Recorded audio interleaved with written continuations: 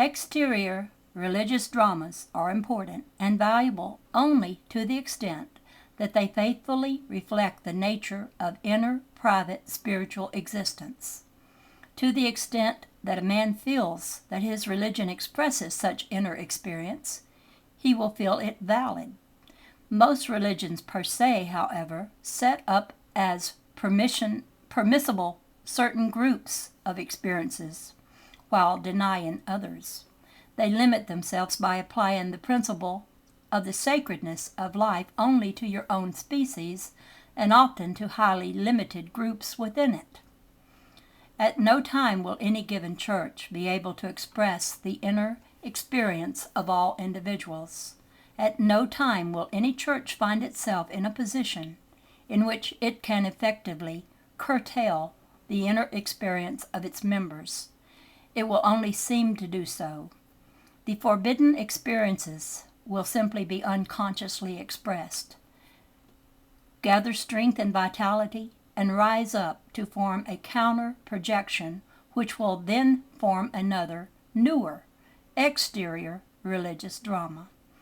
The dramas themselves do express certain inner realities, and they serve as surface reminders to those who do not trust direct experience with the inner self. They will take the symbols as reality. When they discover that this is not so, they feel betrayed. Christ spoke in terms of the Father and Son, because in your terms, at that time, this was the method used. The story he told to explain the relationship between the inner self and the physically alive individual. No new religion really startles anyone, for the drama has already been played subjectively. What I have said, of course, applies as much to Buddha as it does to Christ. Both accepted the inner projections and then tried to physically represent these. They were more, however, than the sum of those projections. This also should be understood. Mohammedanism fell far short. In this case, the projections were of violence predominating. Love and kinship were secondary to what indeed amounted to baptism and communion through violence and blood. In these continuous exterior religious dramas, the Hebrews played strange role. Their idea of one God was not new to them. Many ancient religions held the belief of one God above all others. This God above all others was a far more lenient God, however, than the one the Hebrews followed. Many tribes believe quite rightly in the inner spirit that pervades each living thing, and they often referred to, say, the God in the tree or the spirit or the flower. But they also accepted the reality of an overall spirit of which these lesser spirits were but a part. All worked together harmoniously. The Hebrews conceived of an overseer God, an angry, unjust, and sometimes cruel God, and many sects denied then the idea that other living beings beside man possessed inner spirits. The earlier beliefs represented a far better representation of inner reality, in which man, observing nature, let nature speak and reveal its secrets. The Hebrew God, however, represented a projection of a far different kind. Man was growing more and more aware of the ego, of a sense of power over nature, and many of the later miracles are presented in such a way that nature is forced to behave differently than in its usual mode. God becomes man's ally against nature. The early Hebrew God became a symbol of man's unleashed ego. God behaved exactly as an enraged child would, had he those powers, sending thunder and lightning and fire against his enemies, destroying them. Man's emerging ego, therefore, brought forth emotional and psychological problems and challenges. The sense of separation from nature grew. Nature became a tool to use against others. Sometime before the emergence of the Hebrew God, these tendencies were apparent. In many ancient, now forgotten tribal religions, Recourse was also made to the gods to turn nature against the enemy. Before this time, however, man felt a part of nature, not separated from it. It was regarded as an extension of his being, as he felt an extension of its reality. One cannot use oneself as a weapon against oneself in those terms. In those times, men spoke and confided to the spirits of birds, trees, and spiders, knowing that in the interior reality beneath, the nature of these communications was known and understood. In those times, death was not feared as it is in your terms now, for the cycle of consciousness was understood.